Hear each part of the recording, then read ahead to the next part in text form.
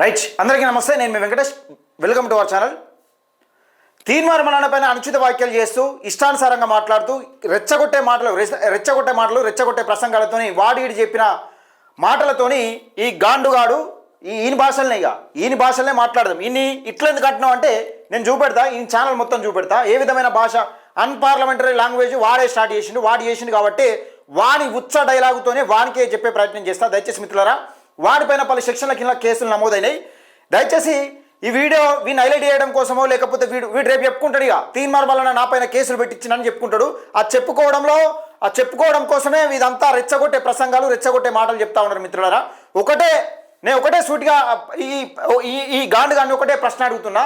నువ్వు దేనికోసం కొట్లాడుతున్నావు? అధికార పార్టీ మీద కొట్లాడుతున్నావా, ప్రజల కోసం కొట్లాడుతున్నావా అనేది ఒకసారి క్లారిటీగా తెలుసుకో. ఎవడో వేసిన ఎంగిల్ మెతుకుల కోసం ఎవరితోనో చేతులు కలిపి వాని ఉచ్చదాగతందుకు ఈ రకమైన ప్రసంగాలు, ఈ రకమైన రెచ్చగొట్టే మాటలు అన్పార్లమెంటరీ లాంగ్వేజ్తోని నువ్వు కావాలని రెచ్చగొట్టే ప్రయత్నం చేస్తున్నాడని చెప్పిన మిత్రులారా, దయచేసి ఈ వీడియోని ఎక్కువ మందికి షేర్ చేసే ప్రయత్నం చేయండి.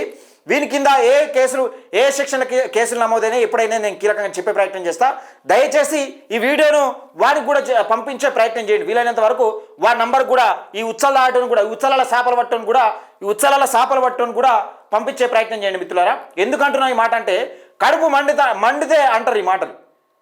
ఒక ఎమ్మెల్సీ, ఒక బీసీ బిడ్డ ఒక ఎమ్మెల్సీని పట్టుకొని ఇష్టానుసారంగా, అరే నువ్వు కేసీఆర్ను రేవంత్ రెడ్డిను అంటావారా? నువ్వు లుచ్చానా కొడుక, కేసీఆర్ను రేవంత్ రెడ్డి అంటావారా?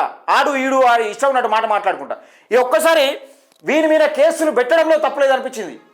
ఎందుకంటే నిన్న మొన్న అంటేవి కదా, గిట్లా చూపించుకుంటా కేసులు పెట్టుకున్నా బొచ్చు పెడతాం అనుకుంటా.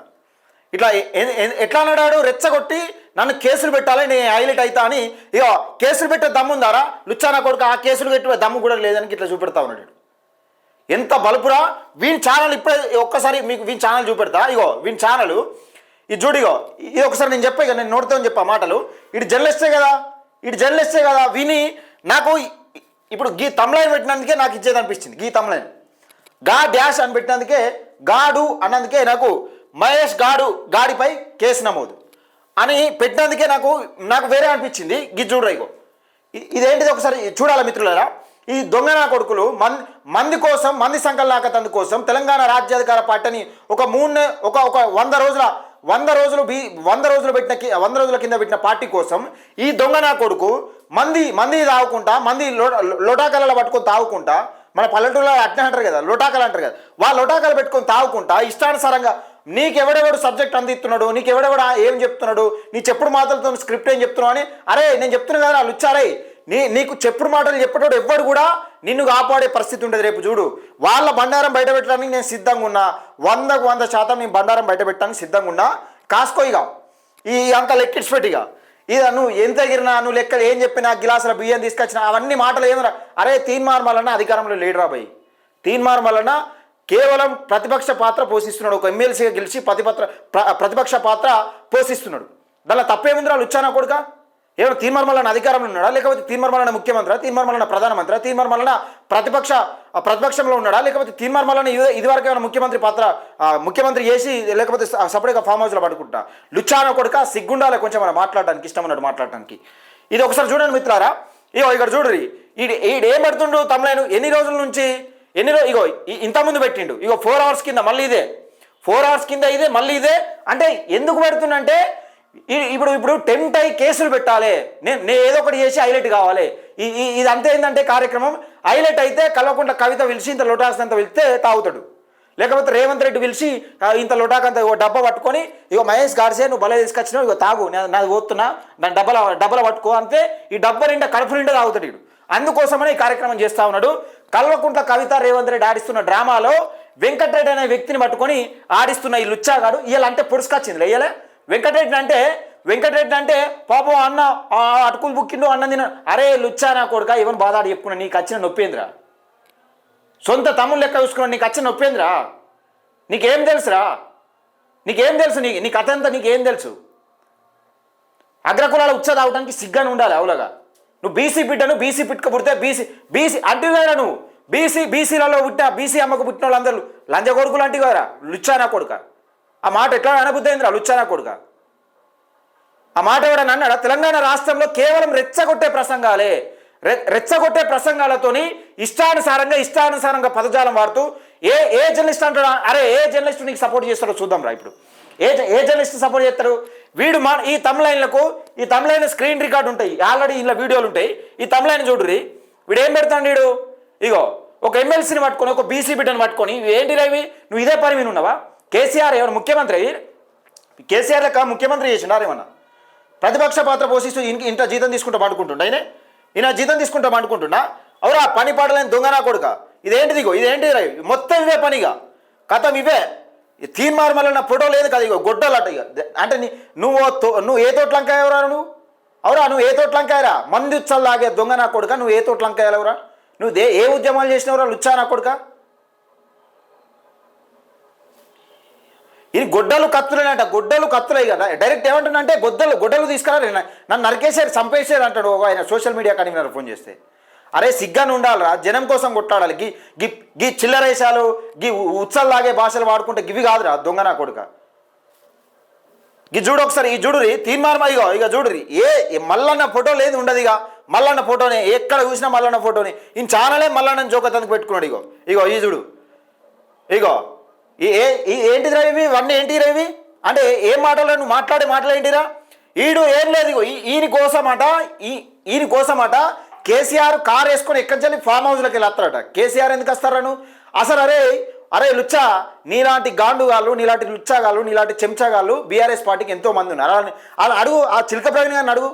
బీఆర్ఎస్ పార్టీకి నువ్వు నా ఈకతో సమానం. వాళ్ళు ఎవరికైనా కానీ ఏ పార్టీకైనా నీ దగ్గర ఏమున్నదని నీకు ఎందుకు తీసుకోవాలి? నేను ఎందుకు తీసుకుంటారు? ఈయన మీద కేసులు నమోదని ఒకసారి చెప్పే ప్రయత్నం చేస్తా. ఒకసారి చూడురి. Your petition cyber crime SYB KBHP 130126/00164 has been right. ఒక్క నిమిషం అట్లా ఆగురు. ఇక ఈయన కేసులు చెప్తా నేను మొత్తం ఒకసారి ఇనురు. ఈయన కేసులు సెక్షన్ ఏ సెక్షన్ అంటే ఇనురా. ఈయన సెక్షన్లు 345D 50966E 67తో పాటు మరికొన్ని సెక్షన్లలో కేసులు నమోదైనవి. ఎందుకు నమోదైనాయి? అరే మరి నిజంగా ఈ సెక్షన్లు దేనికోసం వర్తిస్తాయని ఒకసారి నేను ఇక ChatGPTని అడిగితే ChatGPT ఏం చెప్తున్నదంటే ఈ సెక్షన్ల గురించి ఎట్లా ఉన్నాయి ఏం కదా అని చెప్తే, ఇక్కడ ఐపీసీ సెక్షన్ అంటే ఐపీసీ అని పిలువరు.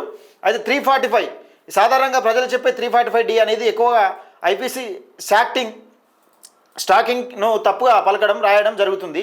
అయితే ఇక్కడ ఐపీసీ 350D మహిళలను పదే ఫోన్ చేయడం, మెసేజ్లు పంపడం, సోషల్ మీడియా ద్వారా వెంబడించడం, ఆమెకు ఇష్టం లేకపోయినా కొనసాగితే అయితే శిక్ష ఒకటోసారి 3 సంవత్సరాలు జైలు శిక్ష పడే అవకాశం ఉంటుంది, ప్లస్ ఫైన్ పడే అవకాశం ఉంటుంది. మళ్ళీ చేస్తే 5 సంవత్సరాలు జైలు శిక్ష ప్లస్ ఫైన్ పడుతుంది.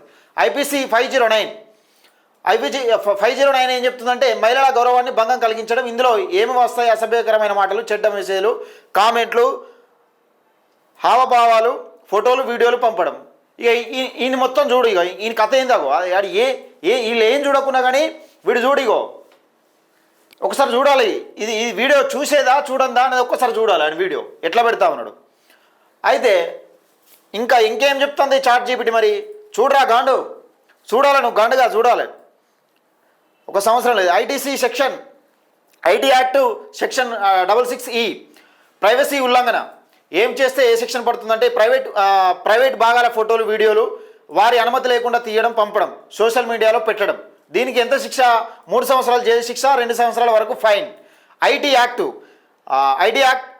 యాక్ట్ సెక్షన్ 67 అశ్లీల కంఠం ప్రచారం. ఇటు మొత్తం బూతులైగా ఓన్లీ బూతుల ప్రచారం ఇటు చేసేది. పొద్దున్న లేస్తే బూతుల ప్రచారం. మరొక్కసారి చూడొచ్చు. ఇక్కడ వీడు ఎటువంటి భాష వాడుతున్నాడో మరొకసారి చూడొచ్చు. మొత్తం బూతులే, అశ్లీల వీడియోలు, అశ్లీల మెసేజ్లు, వెబ్సైటు. ఇక శిక్ష ఒకటోసారి 3 సంవత్సరాలు. ఇది మొత్తానికి ChatGPT చెప్తున్నారు. అరే ఈ సెక్షన్ల కింద ఇప్పుడు పోలీసులు ఎలా పెడతారంటే ఈ సెక్షన్ల కింద ఇట్లా పెడతారని చెప్తుంది. మొత్తం ChatGPT పెట్టింది ఇది.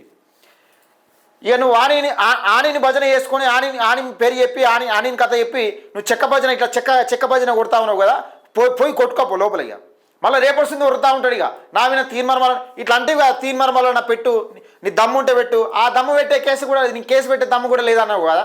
ఇప్పుడు జరుగుతుంది.